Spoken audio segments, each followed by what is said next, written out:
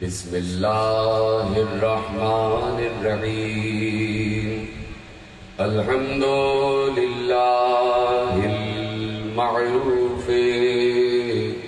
من غیر رؤیت والخالق من غیر رویت الذی لم یزل قائما دائما اذ لا سماء ذات ابراج ولا لیل داج ولا بحر ساج ولا أرض ذات مهاد ولا خلق ذو اعتماد والصلاة والسلام والتحية والإكرام على نبي الرحمة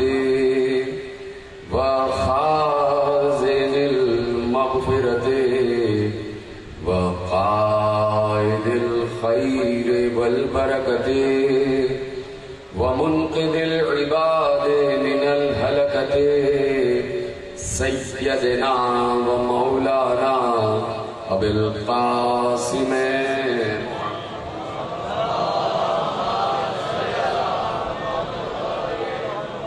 وأهل بيته الطيبين الطاهرين المعصومين المظلومين المنتخبين المنتجبين الذين أذهب الله عنهم الرجس وطهرهم تطهيرا.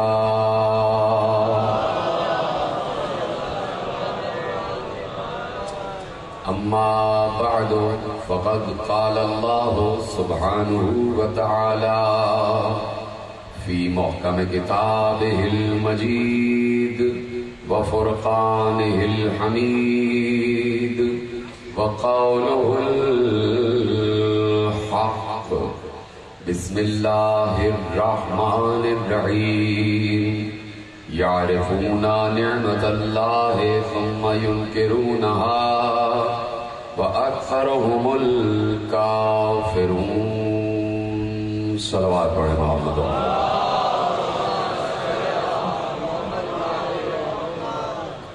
1445 ہجری کے عشرہ ماہ محرم کی مرکزی ماہ بارگاہ دھوبی گھاٹ فیصل آباد میں آپ حضرات آج چوتھی تقریب سماعت فرما رہے ہیں. موضوع گفتگو ہے وسائل معرفت، اور وسائل معرفت یقیناً بہت ضروری ہیں. جو انسان جتنا ایمان کے درجوں میں آگے بڑھنا چاہتا ہے اس کے لیے ضروری ہے کہ وہ معرفت میں اتنا ہی آگے بڑھے. جو جتنا معرفت میں آگے بڑھے گا اس کے ایمان کے درجوں میں اتنا ہی اضافہ ہوتا جائے گا. اب میں یہ جملہ عرض کر چکا تو اس جملے کی روشنی میں آپ اندازہ لگائیے کہ جو ایمان کے 10ویں درجے پر آ جائے اس کی معرفت کیا ہوگی. جو ایمان کے 10ویں درجے پر ہو تو اس کی معرفت کیا ہوگی. اور یہ درجات ایمانی بوسائل معرفت ہے اور بوسیلہ معرفت ہے، اور معرفت بقدر عقل ہے. جس کی جتنی عقل بڑھے گی اس کی اتنی ہی معرفت بڑھتی جائے گی. اپنے چاروں طرف کے مناظر پر غور کرنا معرفت میں اضافے کا سبب ہے. اپنے علم میں اضافہ کرنا معرفت میں اضافے کا سبب ہے. اپنی تعلیم میں اضافہ کرنا معرفت میں اضافے کا سبب ہے. اپنے مشاہدے میں اضافہ کرنا معرفت میں اضافے کا سبب ہے. اپنے ادب میں اضافہ کرنا معرفت میں اضافے کا سبب ہے. یہ سب اسباب معرفت ہیں، یہ سب وسائل معرفت ہیں. لیکن معرفت کا سب سے بڑا اور اعلیٰ عنصر کہ جو تاریخ امامت میں بتایا گیا ہے اس میں امام موسی کاظم علیہ الصلوۃ والسلام کے دور میں ایک شخص ہے کہ جو بہت متقی ہے، بہت پرہیزگار ہے. اب میں گفتگو شروع کر رہا ہوں اور بتا رہا ہوں کہ اصل معرفت کسے کہا جاتا ہے. کہ اس دور میں ایک شخص ہے، متقی ہے، پرہیزگار ہے، نمازی ہے، روزے دار ہے، حج گزار ہے، امر بالمعروف بھی کرتا ہے، نہی عن المنکر بھی کرتا ہے، اور جب وقت پڑتا ہے تو دربار میں سب کے سامنے خلیفہ کو ٹوک بھی دیتا ہے، اس کی غلطی پر اس کو ٹوک بھی دیتا ہے. یہ ساری چیزیں اس کے اندر ہیں. وہ متقی بھی ہے، پرہیزگار بھی ہے. ایسے میں کسی مسجد میں اس کی ملاقات میرے ساتویں امام سے ہو گئی. ساتویں امام کا تعارف ہوا اور امام نے کہا ہاں ہم نے تمہارے بارے میں سنا ہے، تم بڑے متقی ہو، بڑے پرہیزگار ہو، بڑے نمازی ہو، بڑے روزے دار ہو، امر بالمعروف بھی کرتے ہو، نہی عن المنکر بھی کرتے ہو، اور بادشاہ کو برسر دربار ٹوک بھی دیتے ہو. تمہارے پاس علم بھی ہے، سب کچھ ہے، لیکن اس کے باوجود تمہارے پاس معرفت نہیں ہے. تمہارے پاس معرفت نہیں ہے. یعنی ان تمام چیزوں کے ہونے کے باوجود معرفت ایک اور کوئی شے ہے، ایک اور کوئی جذبہ ہے، ایک اور کوئی احساس ہے، ایک اور کوئی عنصر ہے کہ جو کسی اور طریقے سے حاصل ہوتا ہے، اور معرفت کسی اور چیز کا نام ہے. ایک بار وہ ٹھٹک گئے اور انہوں نے امام سے پوچھا کہ معرفت کیا ہے؟ مل معرفت کیا ہے؟ امام نے کہا اطلب الحدیث، جاؤ علم حدیث حاصل کرو، علم حدیث حاصل کرو. انہوں نے پوچھا عن کس سے حاصل کروں؟ امام نے ارشاد فرمایا عن فقہاء المدینہ، جاؤ مدینے کے فقہاء سے علم حدیث حاصل کرو. وہ امام کے کہنے پر مدینے کے فقیہوں سے علم دین حاصل کرنے لگے. انہوں نے 2-2.5 سال علم دین حاصل کیا، فقہاء مدینہ سے علم حدیث حاصل کیا، علم فقہ حاصل کیا، اور جو کچھ پڑھ سکتے تھے اسے پڑھ لیا. اس کے بعد بہت عرصے بعد ان کی دوبارہ امام سے ملاقات ہوئی. امام سے کہا کہ میں نے علم حدیث حاصل کر لیا ہے، علم فقہ فقہاء مدینہ سے حاصل کر لیا ہے، اب آپ بتائیے کیا کروں، اب کیسے معرفت حاصل کروں؟ امام نے کہا سناؤ، جو کچھ تم نے حاصل کیا ہے مجھے سناؤ، جو کچھ حاصل کیا ہے مجھے سناؤ.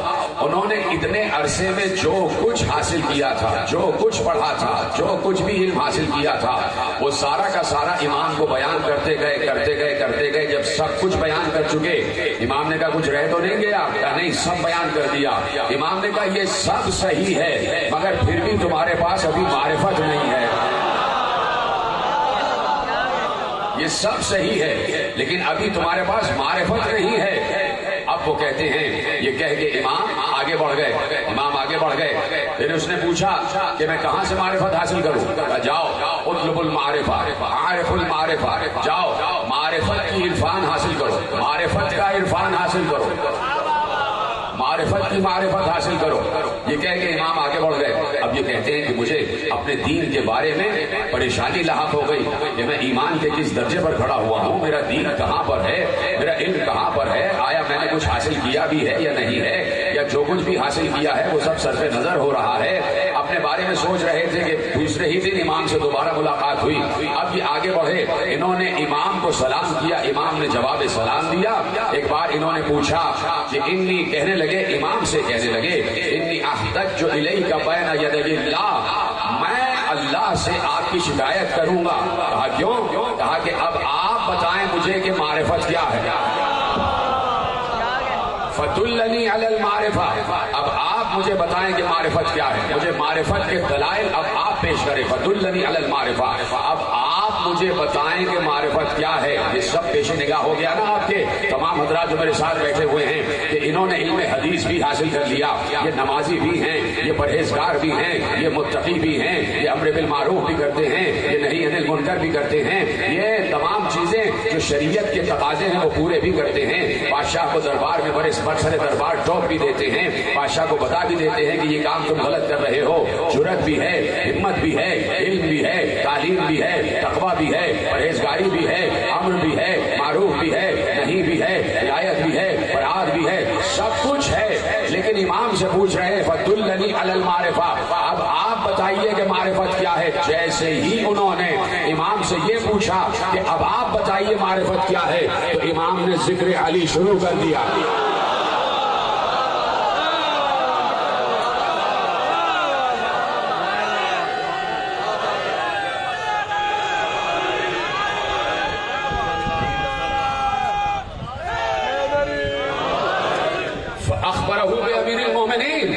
روایت کے الفاظ ہیں، اصول کافی میں محمد ابن یعقوب کلینی علیہ الرحمہ نے روایت لکھی، فاخبرہ بامیر المومنین، انہوں نے امام نے امیر المومنین کا ذکر شروع کر دیا، یعنی بتایا کہ معرفت بغیر ذکر علی ناممکن ہے۔ جب تک ذکر علی نہ ہو، جب تک علی کا عرفان نہ ہو، جب تک ذکر علی کی معرفت نہ ہو تو معرفت میں آگے نہیں بڑھ سکتے۔ یہ روحانیت کا سلسلہ ہے، یہ روحانیت کا سلسلہ ہے۔ یہ وہ سلسلے ہیں کہ جو انسان کو اللہ سے قریب کر دیتے ہیں۔ ہمارا اصل مقصد اس کائنات میں آنے کا یہ ہے کہ ہم قرب خدا حاصل کریں۔ توجہ ہے، ہم قرب خدا حاصل کریں۔ اللہ تو ہمارے قریب ہے، لیکن ہمیں یہ دیکھنا ہے کہ ہم اللہ کے کتنے قریب ہیں، ہم اللہ کے کتنے قریب ہیں۔ تو اللہ کا قرب بغیر وسیلہ ناممکن ہے۔ اب خاموش ہو گئے اس بات۔ قرب خدا بغیر وسیلے کے بغیر ناممکن ہے، اس لیے کہ اللہ کا تعارف جو ہم تک پہنچا ہے وہ وسیلے کے تحت پہنچا۔ اللہ جو ہم تک پہنچا ہے، اس کا تعارف جو ہم تک پہنچا ہے وہ وسیلے کے ذریعے پہنچا ہے۔ اللہ بغیر وسیلہ ہم تک نہیں پہنچا، حالانکہ وہ قادر مطلق ہے، حالانکہ ہر چیز پر قدرت رکھتا ہے۔ وہ چاہتا تو ہم تک بغیر وسیلہ پہنچ جاتا، اپنی قدرت کے تحت ہمارا ہم تک اس کا تعارف بغیر وسیلہ پہنچ سکتا تھا۔ لیکن میں ملاؤں سے یہ کہنا چاہتا ہوں کہ جب وہ اتنا قادر ہوتے ہوئے ہم تک بغیر وسیلہ نہیں پہنچا تو ہم اتنے کمزور ہوتے ہوئے اس تک بغیر وسیلہ کیسے پہنچ جائیں گے؟ ہم اتنے ناقص ہوتے ہوئے اس تک بغیر وسیلہ کیسے پہنچ جائیں گے؟ تو وسیلہ بہت ضروری ہے، اور وسیلہ بھی وہ ہو جو معرفت کے ساتھ، جو معرفت کے ساتھ ہر کام کی معرفت ہونا ضروری ہے۔ جو کام آپ کر رہے ہیں، اب میں نچلے درجے سے بات شروع کر رہا ہوں کہ بھائی جو کام آپ کر رہے ہیں اس کی معرفت ہونا ضروری ہے کہ کام کیا کر رہے ہیں، کام کیا کر رہے ہیں۔ مثلا میں نے کہیں مثال دی تھی اور وہ مثال آپ کے سامنے دہراتا ہوں کہ آپ جا رہے ہیں، سڑک پر جا رہے ہیں اور ایسے میں کوئی صاحب ہیں جو گڈھا کھود رہے ہیں، گڑھا کھود رہے ہیں، کھدائی کر رہے ہیں۔ آپ نے ان سے پوچھا کیا کر رہے ہو؟ توجہ سے سنیے گا اور سمجھیے گا میں کہنے کا چاہ رہا ہوں۔ آپ نے ان سے پوچھا کیا کر رہے ہو؟ انہوں نے کہا گڑھا کھود رہا ہوں۔ ٹھیک ہے، آپ نے کہا کیوں کھود رہے ہو؟ انہوں نے کہا مجھے نہیں معلوم کیوں کھود رہا ہوں۔ جو ہے سب سن رہے ہیں میرے ساتھ، یعنی اس کام کی معرفت نہیں ہے کہ جو کام کر رہے ہیں، اس کام کی معرفت نہیں ہے جو کام کر رہے ہیں۔ اب میں نے نچلے سطح کی مثال دی، اب میں ذرا بلند سطح کی مثال دیتا ہوں۔ کوئی صاحب نماز پڑھ رہے ہیں، کوئی صاحب نماز پڑھ رہے ہیں، نماز پڑھ لی انہوں نے، آپ نے پوچھا کیا کام کر رہے تھے؟ انہوں نے کہا نماز پڑھ رہا تھا۔ آپ نے کہا کس کی نماز پڑھ رہے تھے؟ انہوں نے کہا پتہ نہیں۔ یہ آخری آدمی تک بات میری پہنچ رہی ہے؟ یعنی جو کام کر رہے ہو اس کی معرفت ہونا ضروری ہے، اس کو پہچاننا ضروری ہے۔ جس کا سجدہ کر رہے ہو کیا اسے پہچانتے بھی ہو؟ جس کے سجدے میں پیشانی رکھی ہے کیا اس کا عرفان بھی حاصل ہے؟ کیا اس کی معرفت بھی حاصل ہے؟ اس لیے جب امام سے پوچھا گیا کہ مولا ہماری دعائیں قبول نہیں ہوتی، بعض دعائیں ہماری رد ہو جاتی ہیں، قبول نہیں ہوتی، اس کی وجہ کیا ہے؟ سنیں گے جملہ، میرے چھٹے امام نے ارشاد فرمایا کہ لِأَنَّكُمْ تَدْعُونَ مَن لَا تَعْرِفُونَ، اس لیے کہ تم اس کو پکار رہے ہو جسے پہچانتے ہی نہیں ہو، اس کو پکار رہے ہو جسے پہچانتے ہی نہیں ہو، جس کا عرفان ہی حاصل نہیں ہے۔ تو عرفان ضروری ہے۔ میں نے کہا معرفت بقدر عقل، اور عقل پر سیکل کیا جا سکتا ہے، عقل پر سیکل کیا جا سکتا ہے۔ عقل آگے بڑھتی ہے، معرفت آگے بڑھتی ہے۔ عقل کامل ہوتی ہے 40 برس کے سن میں، تو آپ کی معرفت بھی 40 برس کے سن میں کامل ہو جانی چاہیے۔ تو اب معرفت کے ذرائع کیا ہیں، معرفت کے وسیلے کیا ہیں؟ اللہ نے اپنے تک پہنچنے کے کچھ وسیلے قرار دیے ہیں، کچھ وسائل قرار دیے ہیں، اور ان وسائل کو پہچاننا بہت ضروری ہے۔ اس لیے جب آپ کسی بھی امام کے روضے پر جاتے ہیں، توجہ، کسی بھی امام کے روضے پر جاتے ہیں تو آپ ایک زیارت پڑھتے ہیں، اور جب زیارت پڑھتے ہیں تو اس میں ایک لفظ ادا ہوتا ہے، ایک لفظ ادا ہوتا ہے، اور وہ لفظ کیا ہے؟ بہت آسان لفظ ہے، آپ عربی ہی سے سمجھ جائیں گے کہ لفظ کیا ہے، بہت آسان لفظ ہے۔ اور جو حضرات زیارت پر جا چکے ہیں اور زیارتیں پڑھی ہیں انہوں نے، اور وہ اس لفظ تک بآسانی پہنچ جائیں گے کہ آپ امام کی طرف، ذریح کی طرف رخ کر کے مخاطب ہوتے ہیں۔ جہاں بہت سارے جملے امام کی شان میں بولتے ہیں، وہیں ایک جملہ ایک اور ہے، اور وہ ہر امام کے لیے بولا جاتا ہے کہ میں گواہی دیتا ہوں، کیا گواہی دیتا ہوں؟ انتم باب اللہ، آپ اللہ تک پہنچنے کا دروازہ ہیں۔ انت باب اللہ، آپ اللہ تک پہنچنے کا دروازہ ہیں۔ یہ سب ابواب اللہ ہیں، یہ جتنے ہیں یہ سب ابواب اللہ ہیں، یہ اللہ تک پہنچنے کا دروازہ ہے۔ یعنی اللہ تک پہنچنے کا کوئی دروازہ بھی ہے جس کے ذریعے سے اللہ تک پہنچا جا سکتا ہے، جیسے شہر علم تک پہنچنے کا دروازہ، سلامت رہیں آپ، اشاروں سے بات سمجھ رہے ہیں، خدا کا شکر ہے، جیسے شہر علم تک پہنچنے کا دروازہ علی ہے، ویسے ہر دروازہ جو آل محمد سے متصل ہے وہ اللہ تک پہنچاتا ہے، اللہ سے قریب کرتا ہے، وہ اللہ سے قریب کرتا ہے۔ علی بھی باب اللہ ہے، اور علی کے بعد جتنے علی کے بیٹے ہیں سب کے سب باب اللہ ہیں، سب ابواب اللہ ہیں، سب اللہ تک پہنچنے کا وسیلہ ہیں، سب اللہ تک پہنچنے کا راستہ ہیں، سب اللہ تک پہنچنے کا دروازہ ہیں۔ پیغمبر تو یہاں تک کہہ چکے، توجہ فرمائی آپ نے، ایک مثال دے دوں پہلے کہ یہ فیصل آباد ہے اور ہمیں یہاں سے جانا ہے صاحبال، تو اس کے لیے ایک راستہ معین ہے، ایک راستہ معین کہ آپ یہاں سے چلے اور آپ نے سمندری کراس کرتے ہوئے آگے بڑھتے گئے، اور پھر اس کے بعد دو چار راستے، دو چار گلیاں موڑتے ہوئے آپ صاحبال پہنچ گئے۔ اب آپ یہاں سے بھی کسی سے پوچھیں گے کہ بھائی صاحبال پہنچنے کا راستہ کہاں ہے، ایسا ہے، تو انہوں نے بتایا بھائی ادھر جائیے، پھر ادھر جائیے، پھر ادھر سے وہ سڑک لیجیے اور لیجیے، آپ 1.5 گھنٹے میں صاحبال پہنچ جائیں گے۔ جب آپ اس راستے پر چلیں گے تو صاحبال پہنچیں گے۔ جیتے رہیں جن کے ہاتھ بلند ہو رہے ہیں، جب آپ اسی راستے پر چلیں گے تو صاحبال پہنچیں گے۔ اپنی مرضی سے کوئی راستہ اپنا لیا تو کہیں اور تو پہنچ جائیں گے، منزل پر نہیں پہنچیں گے، منزل پر نہیں پہنچیں گے۔ یعنی کسی شہر تک پہنچنے کا ایک راستہ ہے، اس راستے پر آپ چلے تو آپ اپنی منزلیں مخصوص تک پہنچ جائیں گے۔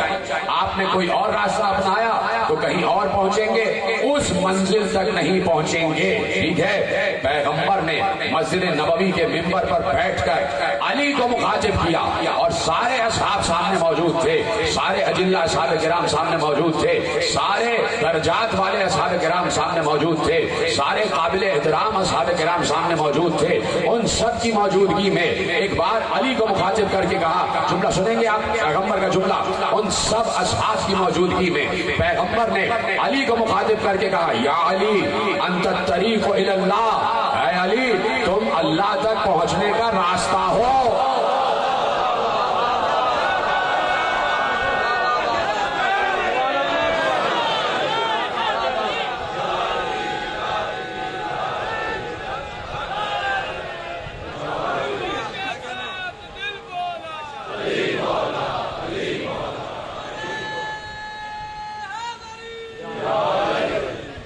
انت الطریق الی اللہ، تم اللہ تک پہنچنے کا راستہ ہے۔ کون راستہ ہے؟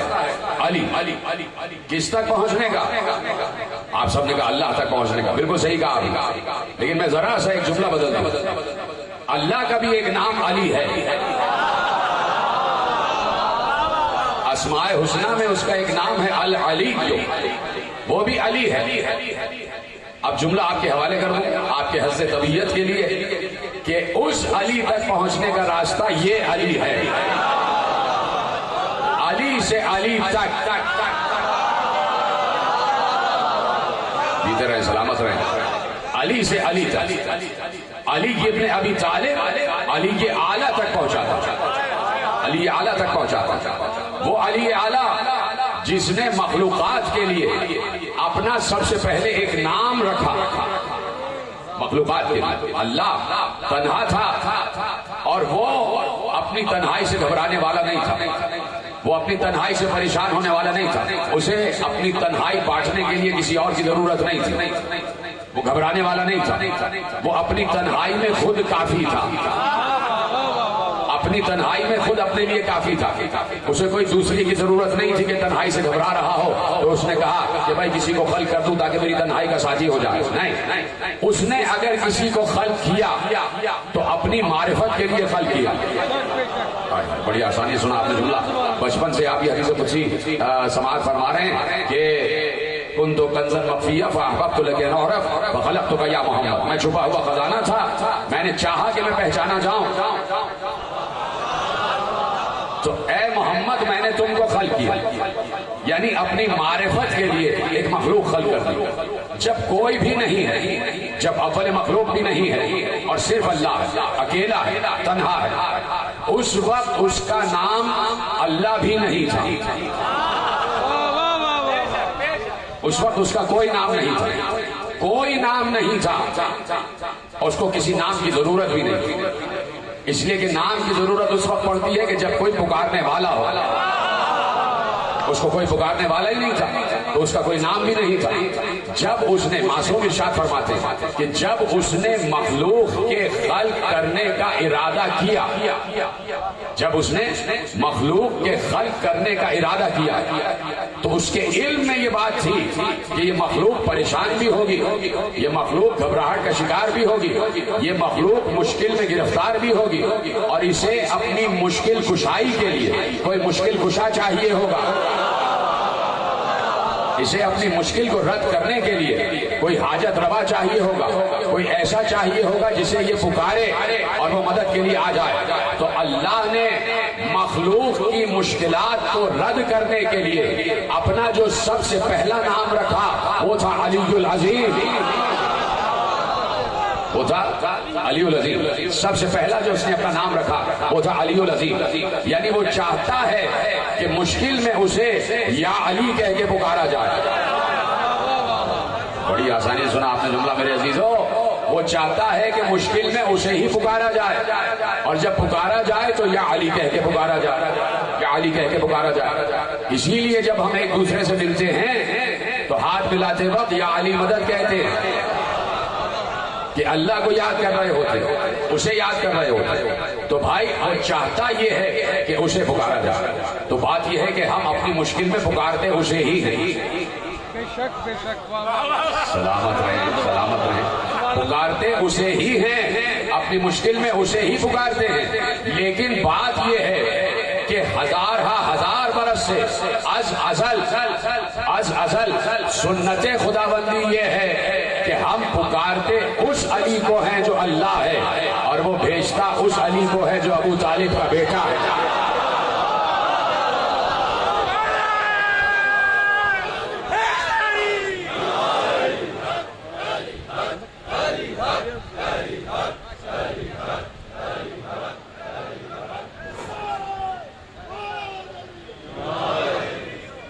بر محمد و اہل بیت محمد صلوات. معزز سادات مومنین, ہمیں ہمیشہ ہی سے آپ کے تعاون پر فخر رہا ہے, اور جب بھی ہم نے مشن امام حسین علیہ السلام کے لیے آپ کے سامنے جھولی پھیلائی ہے, چندہ کی اپیل کی ہے, تو آپ نے دل کھول کر ہماری امداد کی ہے. تو ہمارے کارکنان جن کے پاس سبز رنگ کی جھولیاں ہیں وہ آپ کے درمیان آئیں گے, تو آپ سے صدا ہے کہ آزاداری سید الشہداء کے اس مشن کے لیے آپ ہم سے تعاون فرمائیں. یہ پیچھے بھی کچھ صاحبان جن کی ڈیوٹی لگی ہوئی ہے وہ اٹھیں اور ریز ہوٹل کی طرف ہو. اوپر شکریہ, آ جائیے اوپر تو شکریہ.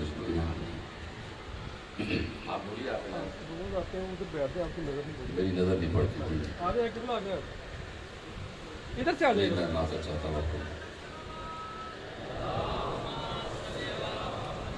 اور آپ سے گزارش ہے کہ اور آپ اس سمجھ سے بھی بخوبی آگاہ ہیں کہ ہمارے محدود وسائل ہیں اور ہمارا کوئی مستقل آمدنی کا بھی ذریعہ نہیں ہے. تو یہ تمام تر انتظامات اور یہ تمام تر اخراجات آپ ہی کے تعاون سے ہیں, اور انشاءاللہ سے آپ کامیاب اس کو رہنا ہے. تو مشن امام حسین کے لیے چند یوم ہے, اس میں ہم آپ سے بار بار اپیل کرتے رہیں گے تو آپ سے درخواست ہے کہ آپ عزاداری سید الشہداء کے لیے ہم سے تعاون فرمائیں۔ پیچھے کی طرف بھی کچھ لوگ اگر کھڑے ہیں نہیں ہیں تو ان سے گزارش ہے کہ وہاں سے وہ اٹھے 2-4 بندے اور اس کام کو نپٹا لیں، اور جو اپنے طور پر چندہ لے رہے ہیں ان سے درخواست ہے کہ وہ جب چندہ لے لیں تو جو ہمارے سبز جولیوں والے احباب ہیں وہ اپنا چندہ ان کو دے دیں۔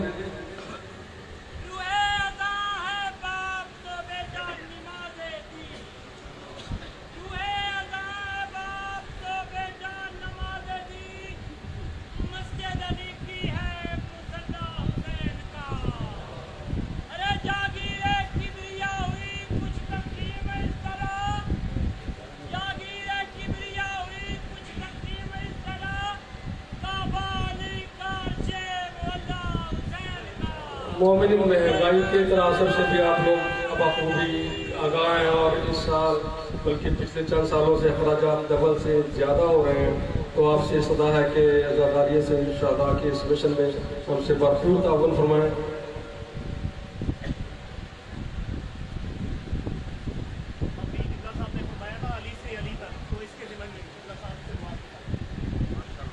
جنت کے اشتیاق میں سجدوں کا اہتمام، جنت کے اشتیاق میں سجدوں کا اہتمام، میں کیوں نہ ایسے شوق کو سوداگری کہوں، اور لے کر جو خون سے اجر رسالت نہ دے سکے غاصب کہوں نہ تو کیا اسے متقی کہوں۔ کاغذات کردگار علی العظیم ہے، کس کو خدا کہوں تو میں کس کو علی کہوں۔ وہ سامنے پیچھے کی طرف کوئی لوگ مجھے اپنی طرف سے نظر نہیں آ رہے ہیں، تو میری کسی دوست سے گزارش ہوگی تو وہاں سے کھڑے ہو کر چندہ وصول کر لیں۔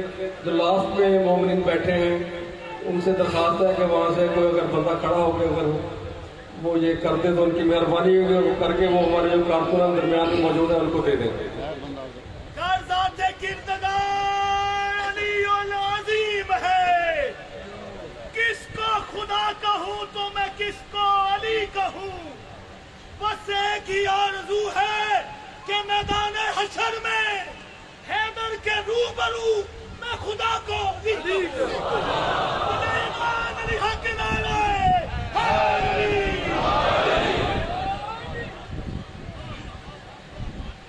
صلوات پڑھیں محمد و محمد، پھر بھی بآواز بلند صلوات پڑھیں محمد و آل محمد۔ توجہ ہے آپ کی سب حضرات کی میری جانب، معرفت بہت ضروری ہے، اور معرفت بغیر علی ناممکن ہے۔ یہ وہ باتیں ہیں کہ جو معرفت میں اضافہ کرتی ہیں۔ جب بندہ ایسا ہے تو خدا کیسا ہوگا، جب عبد ایسا ہے تو معبود کیسا ہوگا۔ اصل میں سارا سلسلہ معبود کو اعلیٰ ماننے کا ہے، معبود کو بلند ماننے کا ہے، تو معبود کو بلند وہی بتائے کہ جو خود بلند ہو، جو خود بلند ہو وہی بتا سکتا ہے کہ معبود کتنا بلند ہے، اور پھر جسے خود معبود نے بتا دیا ہو کہ میں کتنا بلند ہوں۔ مجھے بتائیے کیا کسی ملا پر اللہ ظاہر ہوا؟ کیا کسی عام انسان پر اللہ ظاہر ہوا؟ اگر ظاہر ہوا تو محمد پر ظاہر ہوا، اگر ظاہر ہوا تو مصطفیٰ پر ظاہر ہوا، اور پھر مصطفیٰ پر ظاہر ہو کر اس نے اپنی تمام صفات کا آئینہ مصطفیٰ کو بنایا، تمام صفات کا آئینہ مصطفیٰ کو بنایا، تاکہ مصطفیٰ کو بتائے نہیں بلکہ سمجھا دے کہ میں اگر خالق ہوں تو کیسا ہوں، اگر رازق ہوں تو کیسا ہوں، اگر رحیم ہوں تو کیسا ہوں، اگر رحمان ہوں تو کیسا ہوں۔ اس نے مصطفیٰ کو اپنی صفات بتائی نہیں، صفات تو ہمیں بھی بتائی ہوئی، صفات تو ہمیں بھی معلوم ہے اس کی، تو جیسے ہمیں معلوم ہے تو کیا مصطفیٰ بھی ویسے ہی اللہ کو جانتا ہے؟ ایسا ہو ہی نہیں سکتا۔ اس نے مصطفیٰ کو اپنی معرفت عطا کی، کس طریقے سے عطا کی؟ اس نے کہا میں رازق ہوں تو میں بھی رازق بنا رہا ہوں، میں خالق ہوں تو میں بھی خالق بنا رہا ہوں، کی طرح سلامت رہے۔ اس نے اپنی ہر صفت کا آئینہ مصطفیٰ کو قرار دیا، مصطفیٰ کو ہر صفت کا آئینہ قرار دیا، تاکہ مصطفیٰ کو عین ہی ویسے سمجھ میں آ جائے اللہ جیسے خود اللہ اپنے آپ کو پہچانتا ہے۔ ویسے ہی مصطفیٰ اللہ کو پہچانے تو ہر صفت کا آئینہ مصطفیٰ کو قرار دے دیا، اور پھر مصطفیٰ سے کہا کہ میرے سارے صفات تمہارے، میں نے سب کچھ تمہارے ہی لیے تو بنایا ہے، تو میں چاہتا ہوں کہ میں سمجھاؤں کہ میں کون ہوں۔ تو مصطفیٰ کو سمجھا دیا، مصطفیٰ کو بتا دیا، مصطفیٰ کو معرفت عطا کر دی، اپنی ساری معرفت عطا کی۔ خود رحمان تھا تو مصطفیٰ کو بھی رحمان بنا دیا، خود رحیم تھا تو مصطفیٰ کو بھی رحیم بنا دیا، خود رؤوف تھا تو مصطفیٰ کو بھی رؤوف بنا دیا، خود کریم تھا تو مصطفیٰ کو بھی کریم بنا دیا، خود خالق تھا تو مصطفیٰ کو بھی خالق بنا دیا، خود رازق تھا تو مصطفیٰ کو بھی رازق بنا دیا، خود غفور تھا تو مصطفیٰ کو غفور بنا دیا، خود غفار تھا تو مصطفیٰ کو بھی غفار بنا دیا، خود قہار تھا تو مصطفیٰ کو بھی جلال کا آئینہ بنا دیا، خود صبور تھا تو مصطفیٰ کو بھی صبور بنا دیا، خود شکور تھا تو مصطفیٰ کو بھی شکور بنا دیا، خود ستار تھا تو مصطفیٰ کو بھی ستار بنا دیا، خود مومن تھا تو مصطفیٰ کو بھی مومن بنا دیا، خود مہمن تھا تو مصطفیٰ کو بھی مہمن بنا دیا، خود متکبر تھا تو مصطفیٰ کو بھی اس لائق کر دیا کہ وہ تکبر کرے، خود خود خود سلام تھا تو مصطفیٰ کو بھی سلام بنا دیا، خود مہمن تھا تو مصطفیٰ کو بھی مہمن بنا دیا، خود قدوس تھا تو مصطفیٰ کو بھی قدوس بنا دیا، خود سلام تھا تو مصطفیٰ کو بھی سلام بنا دیا، خود لطیف تھا تو مصطفیٰ کو بھی لطیف بنا دیا، خود خبیر تھا تو مصطفیٰ کو بھی خبیر بنا دیا، خود سمیع تھا تو مصطفیٰ کو بھی سمیع بنا دیا، خود علیم تھا تو مصطفیٰ کو بھی علیم بنا دیا، خود بشیر تھا تو مصطفیٰ کو بھی بشیر بنا دیا۔ بس ایک بات رہ گئی کہ خود لا شریک تھا تو مصطفیٰ کو لا شریک نہ رہنے دیا، مصطفیٰ کے نور کے دو ٹکڑے کیے، ایک کا نام محمد، ایک کا نام علی۔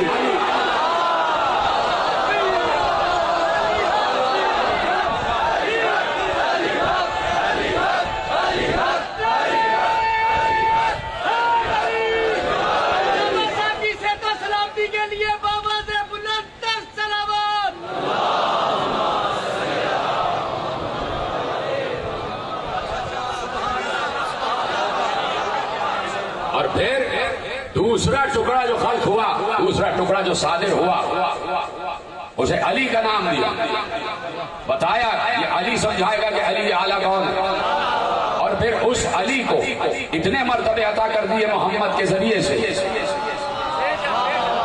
محمد کا وجود ہر بار لازمی ہے، بغیر محمد کچھ بھی نہیں ہے، بغیر مصطفیٰ کچھ بھی نہیں ہے۔ محمد کے ذریعے سے اس علی کو وہ مراتب عطا کیے، اس علی کے ان مراتب کا اعلان کیا کہ جن مراتب تک کوئی نہ پہنچ سکا، جن مراتب تک کوئی نہ پہنچ سکا۔ توجہ ہے آپ کی، میں نے روکی ہے بات اس لیے کہ مجھے ایک روایت یاد آ گئی۔ علی کو ماننا کتنا ضروری ہے، اور علی کو ماننا کتنا حساس ہے، اور علی کو ماننا کتنا مہم ہے، کتنا اہم ہے علی کو ماننا۔ اور علی کو نہ ماننے سے، علی پر اعتراض کرنے سے، علی کے بغض سے ہوتا کیا؟ مجمع الفوائد ایک کتاب ہے علامہ ہیثمی، عالم اہل سنت، اور انہوں نے طبرانی کے حوالے سے ایک روایت لکھی، دونوں حوالے اہل سنت حوالے سے، علامہ ہیثمی اور امام طبرانی، علامہ طبرانی، دو آپ کو میں نے حوالے دے دیے، تیار ہے سننے کے لیے؟ وہ کہتے ہیں کہ راویوں کا سلسلہ پورا انہوں نے لکھا ہوا، میں راویوں کے سلسلے کو ترک کرتا ہوا روایت شروع کرتا ہوں۔ انہوں نے کہا کہ پیغمبر نے یمن کی جنگ میں علی کو سردار بنایا، اور جبل کی جنگ میں خالد بن ولید کو سردار بنایا، اور کہا جہاں یہ دونوں لشکر جمع ہو جائیں تو پھر سردار دونوں لشکروں کا علی ہوگا۔ علامہ ہیثمی لکھ رہے ہیں، عالم اہل سنت لکھ رہے ہیں، اگر انہوں نے یہ روایت نہ لکھی ہوتی تو میں ممبر سے بیان نہ کرتا۔ انہوں نے روایت کہ دو لشکر ترتیب دیے، ایک یمن کا اور ایک جبل کا، کہا یہ دونوں لشکر جب مل جائیں تو سردار علی ہوگا، اور اتفاق یہ ہوا کہ دونوں لشکر مل گئے، اور جو جنگ ہوئی اس میں فتح ہو گئی، اور اتنا مال غنیمت ملا کہ جتنا اس سے پہلے کسی جنگ میں نہ ملا۔ علی نے خمس کے طور پر، علامہ ہیثمی لکھ رہے ہیں کہ علی نے خمس کے طور پر ایک کنیز اپنے لیے رکھ لی، ایک کنیز اپنے لیے رکھ لی۔ تو خالد بن ولید نے حضرت بریدہ سے کہا کہ دیکھو علی نے اپنے لیے کنیز رکھ لی، ایک ایک لفظ کا ذمہ دار ہوں، کتاب کا حوالہ دے چکا، ایسے ہی لکھا ہے جیسے کتاب سے پڑھ رہا ہوں، کتاب میں ایسے ہی لکھا ہے جیسے میں پڑھ رہا ہوں۔ تو حضرت خالد بن ولید نے حضرت بریدہ سے کہا کہ دیکھو علی نے اپنے لیے کنیز رکھی اور میں چاہتا ہوں کہ یہ بات جا کے تم رسول اللہ کو بتاؤ، یہ بات جا کے رسول اللہ کو بتاؤ۔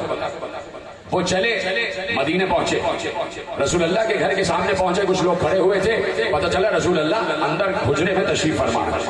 ادھر لوگوں نے حضرت بریدہ کو دیکھا اور حضرت بریدہ کو دیکھنے کے بعد کیا خبر ہے؟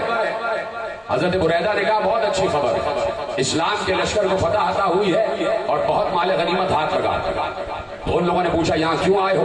پیغمبر ساری باتیں اندر سن رہے تھے،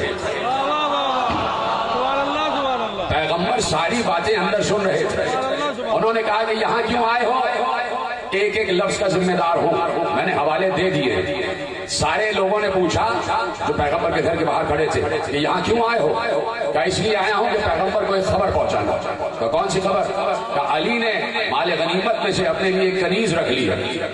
کہا بھئی یہ بات تو رسول اللہ کو ضرور پہنچاؤ تاکہ رسول اللہ کو علی کی حقیقت معلوم ہو جائے اور ان کی نگاہ میں علی کا درجہ گھٹ جائے۔ یہ لکھا ہوا۔ ہاں بھائی میں رسول اللہ کا بتاؤں گا۔ ایسے میں رسول اللہ جلال کے عالم میں باہر آ گئے، جلال کے عالم میں باہر آئے اور آ کر سب کو مخاطب کر کے کہا مجھے سمجھ میں نہیں آتا کہ تم لوگ علی پر اعتراض کر کے لینا کیا چاہتے ہو۔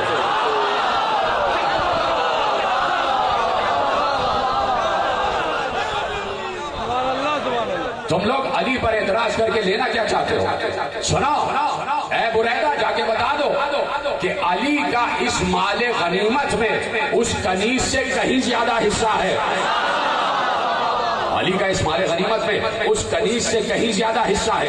کہا کیوں؟ کہا انہو ولی من بعدی ولیکم من بعدی، اس لیے کہ علی میرے بعد تمہارا ولی ہے، میرے بعد تمہارا ولی ہے۔ آپ سنیں گے جس جملے کے میں نے زحمت دی ہے۔ ایک بار جیسے ہی حضرت بریدہ نے یہ سنا کہ پیغمبر جلال کے عالم میں آ گئے تو فوراً کہا یا رسول اللہ بالصحبہ، اے رسول اللہ آپ کو میری پچھلی صحابیت کا واسطہ، اللہ بسطہ یدک، اے پیغمبر اے رسول اللہ آپ کو میری صحابیت کا واسطہ، اپنا ہاتھ آگے بڑھائیں، اپنا ہاتھ آگے بڑھائیں تاکہ میں دوبارہ آپ کی بیعت کروں اور دوبارہ اسلام لاؤں۔ جو سمجھ گئے تو میرا سلام ہے، خدا آپ کو سلامت رکھے۔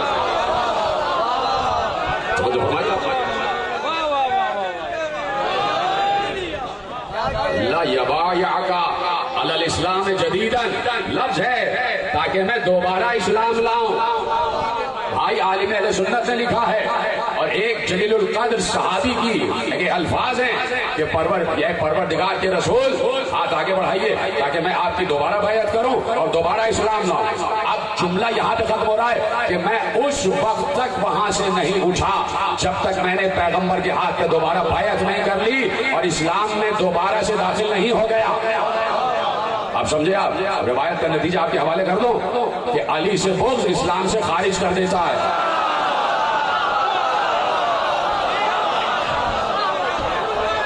سبحان اللہ سبحان اللہ۔ کیوں ایسا کیوں ہے؟ یہ علی کا مرتبہ ایسا کیوں ہے؟ کیوں اتنا مرتبہ علی کو ملا؟ اس لیے کہ خود پیغمبر نے کہہ دیا تھا، اللہ پیغمبر سے کہلوا رہا ہے اور پیغمبر ارشاد فرما رہے ہیں الحق مع علی وعلی مع الحق، حق علی کے ساتھ ہے اور علی حق کے ساتھ ہے۔ اس پر پوری تقریر میں کر چکا 2 سال پہلے۔ حق علی کے ساتھ ہے اور علی حق کے ساتھ ہے، وہ چیز نہیں دہرا رہا۔ آج ایک نیا زاویہ آپ کے حوالے کر رہا ہے، نئی روایت تو نہیں، روایت تو پرانی ہے، ایک نیا زاویہ آپ کے حوالے کر رہا ہے۔ علی حق ہے اور علی حق کے ساتھ ہے اور حق علی کے ساتھ ہے۔ الحق مع علی وعلی مع الحق، حق علی کے ساتھ ہے اور علی حق کے ساتھ ہے۔ یہ پیغمبر کی حدیث ہے اور متفق علیہ حدیث ہے، سب نے اس حدیث کو لکھا ہے، حق علی کے ساتھ علی حق کے ساتھ۔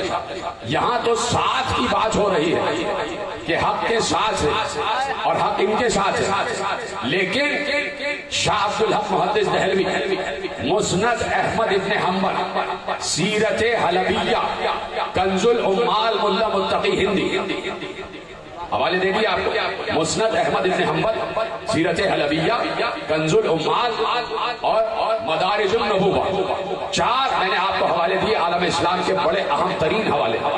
اور اب جب میں روایت پڑھوں گا تو آپ کہیں گے تو ہم نے سنی بھی روایت، خوش ہو جائیں گے، آپ کے چہروں پہ بلائی مسکراہٹ آ جائے گی. روایت یہ ہے کہ فتح مکہ ہے، دوش رسول ہے، قدم علی.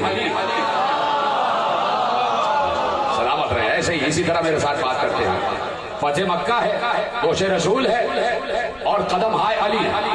علی دوش رسول پر بلند ہے. کچھ شکنی کا معاملہ ہے، کچھ شکنی کا معاملہ ہے. ابھی تو حدیث یہ تھی نا کہ حق علی کے ساتھ ہے اور علی حق کے ساتھ ہے.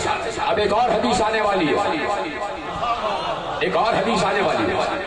پیغمبر نے ایک بار سر اٹھا کر کہا یا علی کتنی بلندی پر ہو. ادھر ہے، یاد آ گئی آپ کو روایت، یا علی کتنی بلندی پر ہو. علی نے کہا اتنی بلندی پر ہوں کہ ہاتھ بڑھاؤں تو عرش اعظم تک ہاتھ پہنچ جائے. ہاتھ بڑھاؤں تو عرش اعظم تک ہاتھ پہنچ جائے. کیا حدیث ہے؟ حق علی کے ساتھ، علی حق کے ساتھ. لیکن اب پیغمبر ایک اور حدیث ارشاد فرمانے جا رہے ہیں. کہا کہ ہاتھ بڑھاؤں تو عرش اعظم تک ہاتھ پہنچ جائے. تو پیغمبر نے وہیں سے کھڑے کھڑے کہا یا علی کیوں نہ ہو، ایسا کیوں نہ ہو، خوشا وقت. اب 2 لفظ ہیں، خوشا وقت تمہارا کہ تم کار حق انجام دے رہے ہو. جملہ محفوظ کیا. اب دوسرا جملہ دینے جا رہا ہوں. اس جملے کو سمجھیے گا کہ پیغمبر کی پہلے حدیث کیا آئی، الحق مع علی وعلی مع الحق. اب پیغمبر دوسری حدیث دینے جا رہے ہیں. ابھی تو کہا تھا حق ساتھ ہے اور علی ساتھ ہے حق کے، لیکن اب کیا کہہ رہے ہیں؟ خوشا وقت تمہارا کہ تم حق کا کام انجام دے رہے ہو، اور خوشا حال میرا کہ میں حق کا وزن اٹھائے ہوئے ہوں.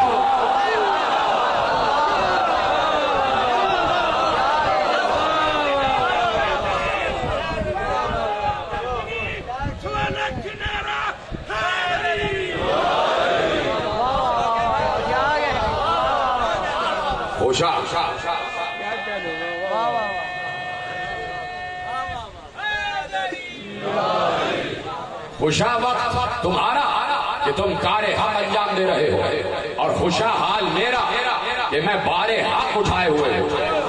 کس کو اٹھائے ہوئے ہیں؟ منہ سے تو بولو نا، اس میں عزم ہے. کس کا وزن اٹھائے ہوئے ہیں؟ پیغمبر کس کو اٹھائے ہوئے ہیں؟ علی کو. اور پیغمبر کہہ رہے ہیں میں حق کا وزن اٹھائے ہوئے ہوں. تو اب پیغمبر نے تو بات اور آگے کی کر دی. اب تک تو کہہ رہے تھے حق علی کے ساتھ ہے، اب کہا حق ہے ہی علی.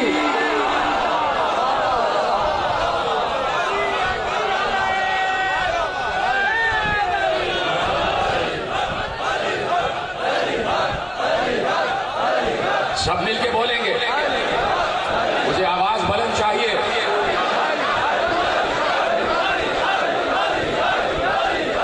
علی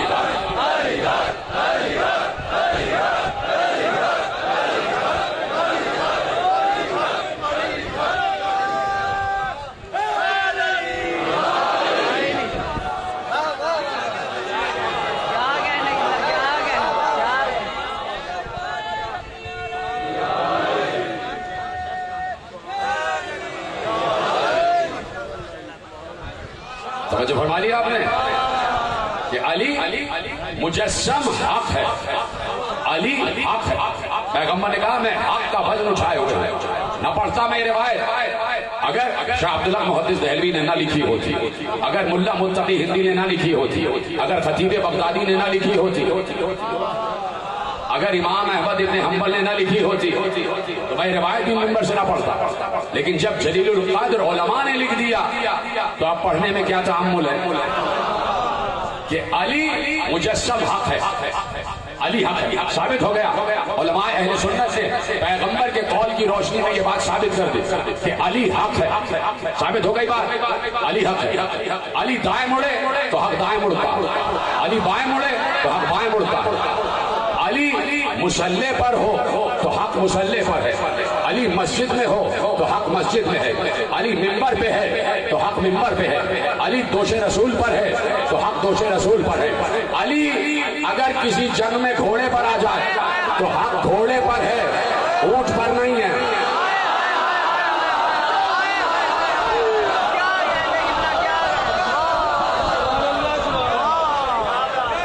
जिधर जिधर अली मुड़ेगा उधर उधर हक मुड़ेगा। तो अली मुजस्सम हक है, अली मुजस्सम हक है, अली मुजस्सम हक है। उलमाए अहले सुन्नत ने, मुक्तदर उलमाए अहले सुन्नत ने लिख दिया कि अली मुजस्सम हक है, सर से पांव तक अली हक है।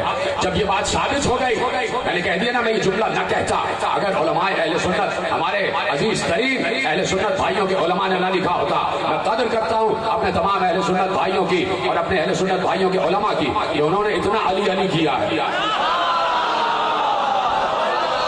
मारिफत की राहों पे वो आगे बढ़ रहे हैं, हमसे ज्यादा अली अली वो कर रहे हैं, मारिफत की राहों में वो आगे बढ़ रहे हैं। तो अब जब साबित हो गया कि अली हक है तो लीजिए अब मैं एक आयत आपके हवाले करता हूँ, अब सुनना और आयत के तर्जुमे ही से समझ जाना कि मेरा मतमैन, बल्कि मेरा नहीं खुदा का मतमैन नजर क्या है। जब ये बात साबित हो गई हदीस से कि अली हक है तो अल्लाह ने कुरान में इरशाद फरमाया, इतने आसान अल्फाज हैं, यकीन करो मैं तुमसे इल्तिजा करता हूँ कि अरबी ही से समझ जाना, तर्जुमे की जहमत मुझे ना हो। अब जब साबित हो गया कि अली हक है तो अल्लाह ने कुरान में कहा अल हक़्क़ु मिन रब्बिका,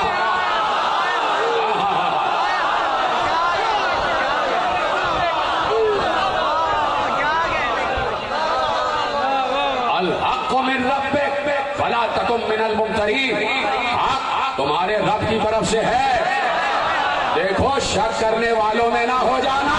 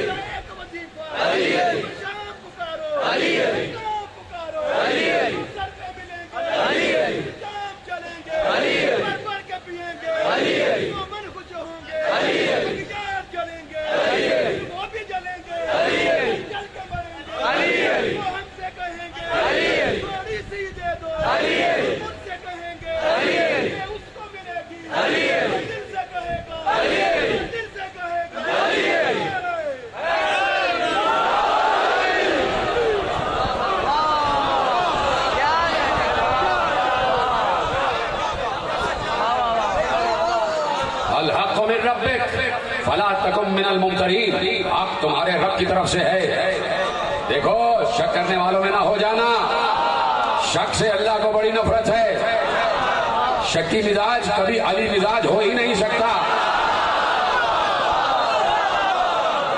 कभी अली पसंद नहीं हो सकता, कभी मोहम्मद और अली को वो नहीं समझ सकता जिसके दिल में शक का बीज बोया जा चुका हो।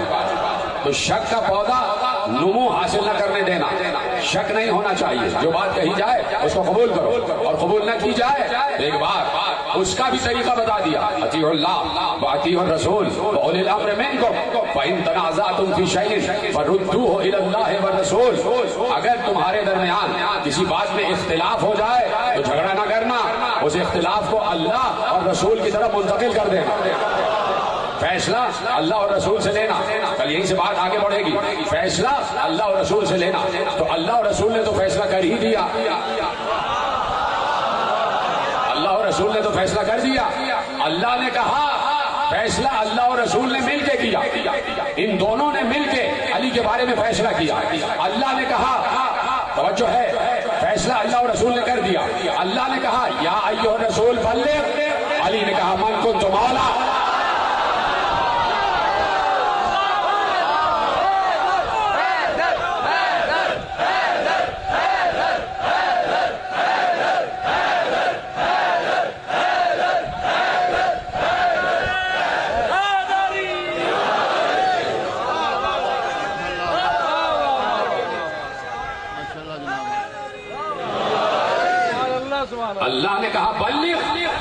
رسول نے کہا ان کنتم مولاہ فہذا علی مولا، یعنی اللہ اور رسول نے مل کے فیصلے کیے ہیں علی کے درجات کی بلندی میں. دونوں نے چاہا ہے کہ علی کو بلند کیا جائے. وجہ یہ ہے کہ امتحان امت ہوگا علی کی وجہ سے، امتحان ہوگا علی کی وجہ سے. نہیں تو اللہ اور رسول کو تو سب مانتے ہیں، رسول کو تو منافق بھی مانتا ہے. اذا جاءك المنافقون قالوا نشهد انك لرسول الله والله يعلم انك لرسوله والله يعلم انك لرسوله والله يشهد ان المنافقين لكاذبون. یہ منافق آپ کے پاس آ کے کہتے ہیں کہ آپ اللہ کے رسول ہیں، یعنی منافق مانتا ہے، منافق اللہ کا رسول مانتا ہے رسول کو، لیکن اللہ نے کہا ہمیں معلوم ہے تم اللہ کے رسول ہو، لیکن یہ منافق جھوٹے ہیں، یہ منافق جھوٹے، منافق جھوٹے. اگر آپ کی اجازت ہو تو ایک روایت اور پڑھ دوں، ایک روایت اور پڑھ دوں. دیکھیے علامہ جلال الدین سیوطی نے تفسیر در منصور میں ایک روایت لکھی، اور روایت خلیفہ دویم حضرت عمر ابن خطاب رضی اللہ عنہ سے، بہت عظیم صحابی، بہت عظیم خلیفہ، اور ان سے ایک روایت، انہوں نے روایت لکھی ہے کہ میں نے رسول اللہ سے سنا، میں نے رسول اللہ سے سنا. تفسیر در منصور جلال الدین سیوطی، انہوں نے کہا کہ میں نے رسول اللہ سے سنا. آپ سننے کے لیے تیار ہیں؟ آپ سننے کے لیے تیار ہیں؟ میں نے رسول اللہ سے سنا کہ جو مجھ سے محبت کرے،